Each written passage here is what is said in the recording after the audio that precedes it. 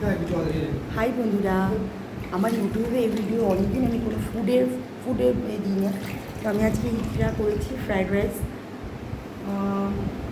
করেছি। আর এই যে চিলি চিকেন, এটা হচ্ছে চিলি চিকেন করেছি। আর তার সাথে করেছি চিকেন কষা। এটা ভাই খেতে ভালোবাসে তাই করেছি। আর এইটা খেতে ভালোবাসে আমার বর সুমন, ও খেতে ভালোবাসে। আর ফ্রাইড রাইসটা আমার ফ্যামিলির সবাই খেতে ভালোবাসে।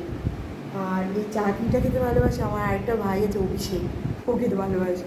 আর পিসিও খেতে ভালোবাসে মমতা ব্যানার্জি চিলি চিকেন।